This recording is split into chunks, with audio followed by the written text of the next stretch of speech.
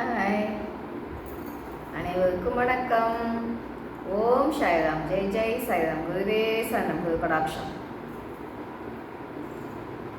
வெற்றியின் முதல் படி தோல்வியே.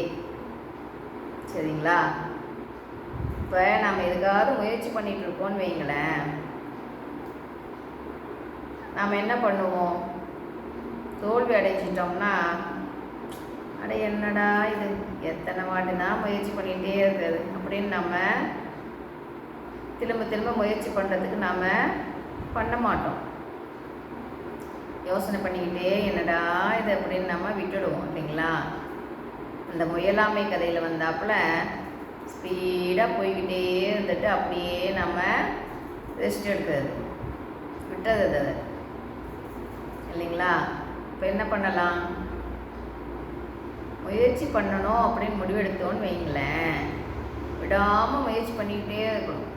எத்தனை தடவை நாம் தோல்வி அடைஞ்சாலும் அடுத்தது அடுத்தது அடுத்தது நெக்ஸ்ட்னு போய்கிட்டே இருக்கணும்.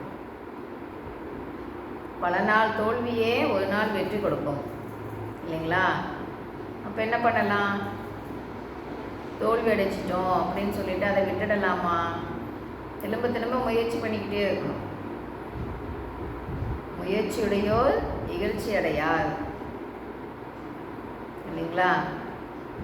பல நாள் தோல்வி ஒரு நாள் கண்டிப்பாக வெற்றி கொடுக்கும்.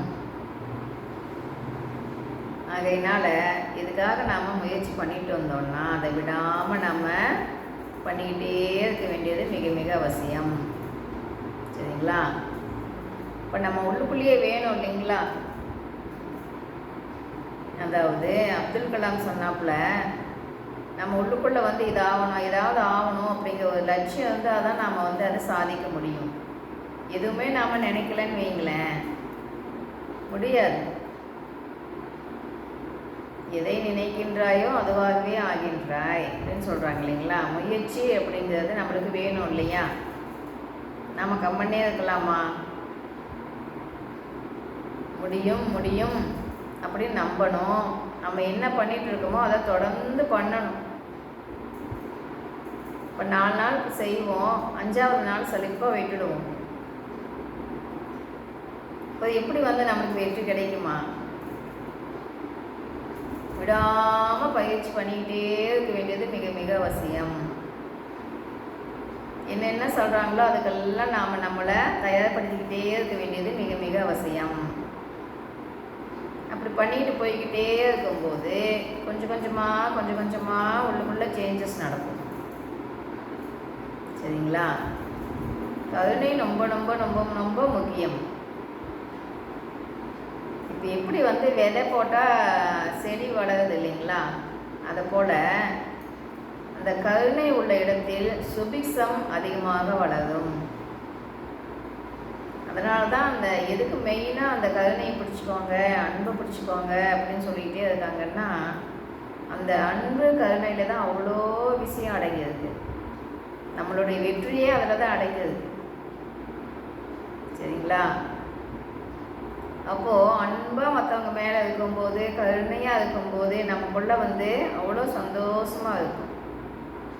மற்றவங்களோட நலன் கருதி ஒவ்வொன்றும் நாம் பண்ணும்போது நம்மளுக்கு அது ரொம்ப ரொம்ப சந்தோஷத்தை கொடுக்கும், மகிழ்ச்சி அதை தான் கொடுக்கும். நம்மளோட நலனுக்காக ஒவ்வொன்றும் பார்த்து செய்யணுமா அப்படின்னா செய்யக்கூடாது. சரிங்களா? இப்போ என்ன பண்ணலாம்? கருணை எதுக்காக முக்கியம்? ஏன் திரும்ப அன்பு கருணைன்னு சொல்லிக்கிட்டே இருக்காங்க? யோசிங்களேன். அன்பாக இருக்கும்போது பகவானுக்கு அது ரொம்ப ரொம்ப பிடித்தமானது. அன்பு இருக்கிற இடத்துல பகவான் இருப்பார். சரிங்களா?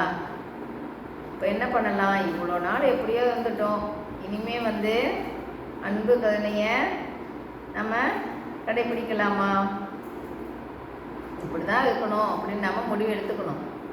அதை நம்ம ஃபாலோ பண்ணிக்கிட்டே இருக்கணும். கஷ்டம்தான், சொல்கிறது ஈஸி, அதை நம்ம கடைப்பிடிக்கிறது ரொம்ப கஷ்டம். விடமாட்டாங்க. விடுவாங்களா? இல்லை விதி விடுமா?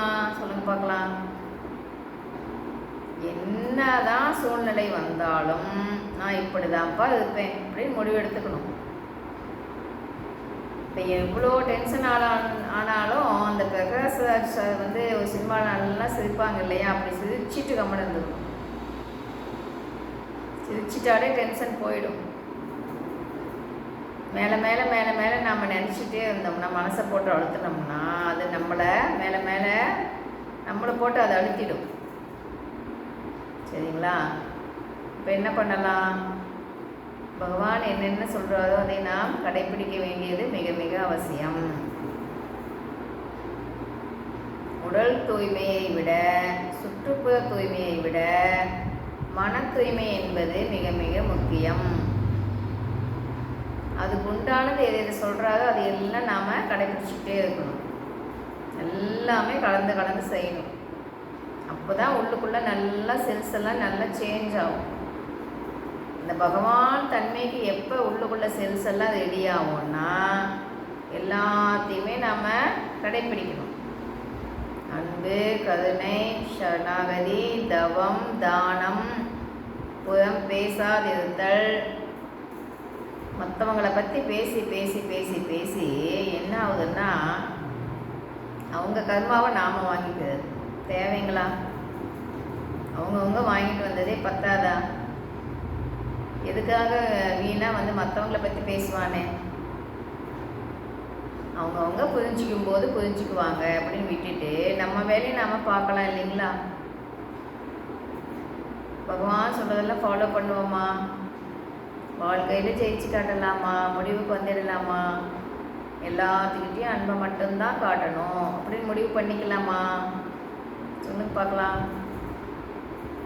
திருடனாய் பார்த்து திருந்தாவிட்டால் திருட்டை ஒழிக்க முடியாதுன்னு சொன்னாப்புல, நாமளா பார்த்து நம்மளை திருத்திக்கிட்டாதானே ஒழிய மற்றவங்க சொல்லி நாம் திருந்துவோமான்னா திருந்த மாட்டோம்.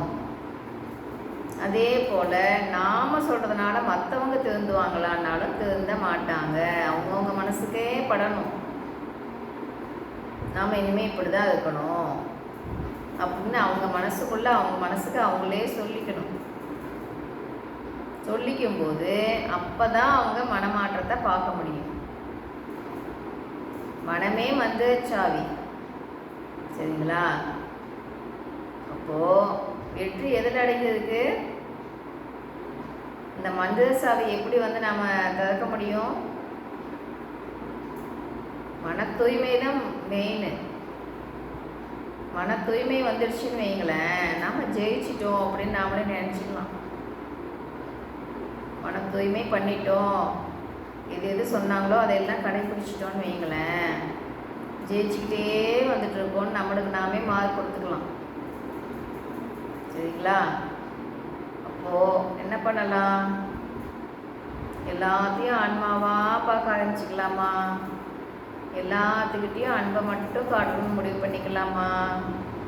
அப்படி இருக்கும்போது மற்றவங்களும் நல்லா இருப்பாங்க, நாமளும் நல்லா இருக்கலாம் இல்லையா? அப்போது பகவான் சொல்கிறதே எல்லாத்தையுமே ஃபாலோ பண்ணுவோம், விடாமல் பயிற்சி பண்ணுவோம், விடாமுயற்சி வெட்டி கொடுக்கும், வெற்றி நிச்சயம். பாய். கேட்டதுக்கு நன்றி.